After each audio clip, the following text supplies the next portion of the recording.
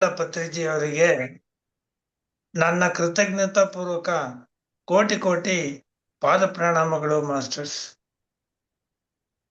ಈ zoom session ನಲ್ಲಿರೋ ಎಲ್ಲ ಪಿರಮಿಡ್ ಮಾಸ್ಟರ್ಗಳಿಗೆ, ಎಲ್ಲ ಆತ್ಮ ಬಂಧುಗಳಿಗೆ ನನ್ನ ಆತ್ಮಪೂರ್ವಕ ಪಾದ ಪ್ರಣಾಮಗಳು. ಪಿರಮಿಡ್ ಜ್ಞಾನ ನವರತ್ನಗಳ ಪೈಕಿ 6ನೇ ಜ್ಞಾನ ನವರತ್ನ ಸಹನೆಯೇ ಪ್ರಗತಿ 13ನೇ ದಿನದ ಕಾರ್ಯಕ್ರಮ ಮಾಸ್ಟರ್ಸ್.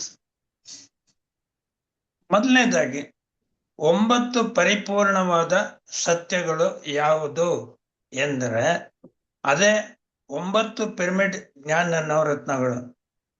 9 ಜ್ಞಾನ ನವರತ್ನಗಳು ಯಾವ್ಯಾವು ಅಂತ ಅಂದ್ಬಿಟ್ಟು ನಾವು ಫಸ್ಟ್ ತಿಳ್ಕೊಳ್ಳೋಣ.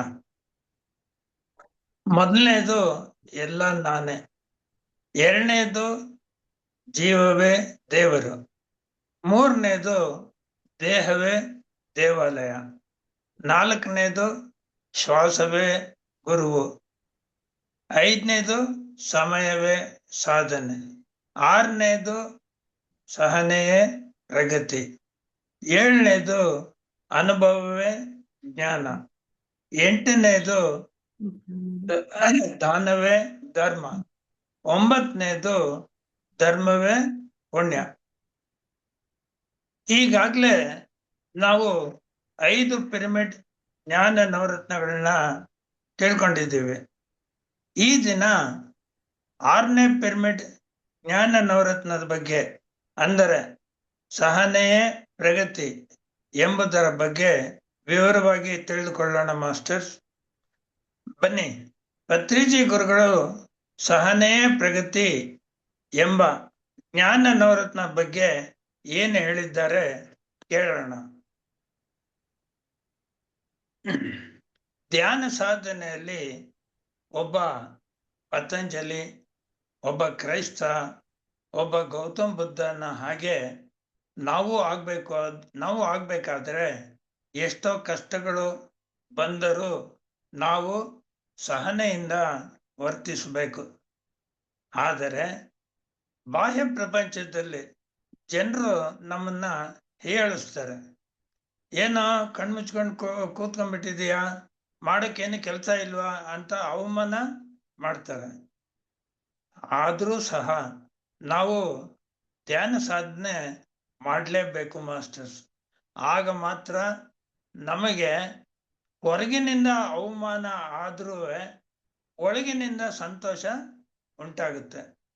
ಒಂದು ವೇಳೆ ಅವಮಾನ ಆದಾಗ ನಾವು ಸಹನೆ ಕಳೆದುಕೊಂಡು ಪ್ರತಿಕ್ರಿಯೆ ತೋರಿಸಿದರೆ ಅವಾಗೇನಾಗುತ್ತೆ, ನಮ್ಮ ಮೇಲೆ ನಮಗೆ ಕೋಪ ಬರುತ್ತೆ, ಹೆಂಡತಿ ಮಕ್ಕಳ ಮೇಲೂ ಕೋಪ ಬರುತ್ತೆ.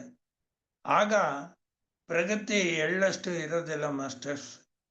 ಪ್ರಗತಿ ಅನ್ನೋದು ಶೂನ್ಯವಾಗಿರುತ್ತೆ. ಸಾಧನೆಯಲ್ಲಿ 4 ರತ್ನಗಳಿವೆ ಮಾಸ್ಟರ್ಸ್. 1 ಶ್ವಾಸವೇ ಗುರುವು, 2ನೇದು ಸಮಯವೇ ಸಾಧನೆ, 3ನೇದು ಸಹನೆಯ ಪ್ರಗತಿ ಎಂದು ಪತ್ರಿಜಿ ಗುರುಗಳು ತಿಳಿಸಿದ್ದಾರೆ. ಇದಕ್ಕೆ ಒಂದು ಒಳ್ಳೆ ಉದಾಹರಣೆ ಕೊಟ್ಟಿದ್ದಾರೆ ಮಾಸ್ಟರ್ಸ್ ಪತ್ರಿಜಿ ಅವರು. ಏನಪ್ಪ ಅಂತಂದ್ರೆ, ಮಿಲ್ಲೇರಪ್ಪ ತನ್ನ ಗುರುವಿನ ಹತ್ತಿರ ಎಷ್ಟು ಸಹನೆಯನ್ನು ಅನುಭವಿಸಿದ್ದಾನೆ ಅಂದ್ರೆ, ಮಾರ್ಪ ಎಂಬ ಗುರು ಒಂದು ಸಾರಿ ಮಿಲ್ಲೇರಪ್ಪನಿಗೆ, ನೀನು ಮನೆ ಕಟ್ಟಿದ್ರೆ ಮಾತ್ರ ಧ್ಯಾನದ ಬಗ್ಗೆ ನಿನಗೆ ತಿಳಿಸ್ತೀನಿ ಅಂತ ಹೇಳಿದ್ರು. ಅದರಂತೆ ಪಾಪ ಮಿಲ್ಲೇರಪ್ಪ ಒಂದು ಮನೆ ಕಟ್ತಾನೆ. ಮತ್ತೆ ಅದೇ ಗುರು ಕಟ್ಟಿದ ಮನೆಯನ್ನ ಒಡೆದಾಕು ಅಂತ ಹೇಳ್ತಾರೆ. ಅವನು ಒಡೆದಾಕ್ತಾನೆ. ಗುರು ಮತ್ತೆ ಏನ್ ಹೇಳ್ತಾರೆ ಅಂದ್ರೆ, ಅದೇ ಜಾಗದಲ್ಲಿ ಬೇರೆ ಮನೆ ಕಟ್ಟು ಅಂತ ಹೇಳ್ತಾರೆ. ಮತ್ತೆ ಪಾಪ ಮನೆ ಕಟ್ತಾನೆ. ಮಿಲ್ಲೇರಪ್ಪನಿಗೆ ಕಲ್ಲುಗಳನ್ನು ಹೊತ್ತು ಹೊತ್ತು ಕೈ ಕಾಲುಗಳೆಲ್ಲ ಗಾಯ ಆಗಿ ರಕ್ತ ಹರಿಯೋದಕ್ಕೆ ಶುರು ಆಗುತ್ತೆ. ಆಗ ಆತನ ಹೆಂಡತಿ ಅಯ್ಯೋ ಪಾಪ ಎಂದು ಗುರುಗಳ ಹತ್ತಿರ ಹೋಗಿ ಹೇಳ್ತಾಳೆ. ಆಗ ಗುರುಗಳು, ನೀನ್ ಬಾಧೆ ಪಟ್ರೆ ಆಗುತ್ತಾ? ಇಲ್ಲ, ಆತನ ಪಾಪ ಕಳಿಬೇಕು ಅಲ್ವಾ ಅಂತ ಮಾತ್ರ ಹೇಳ್ತಾರೆ.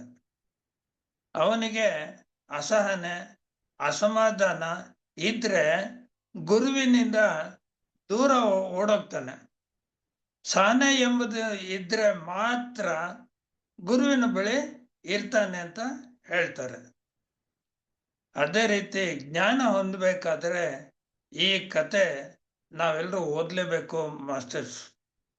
ಭಾರದ್ವಾಜರು ಟಿಬೆಟ್ ಯೋಗಿ ಮೆಲ್ಲೇರಪ್ಪ ಎಂಬ ಪುಸ್ತಕನ ಬರೆದಿದ್ದಾರೆ.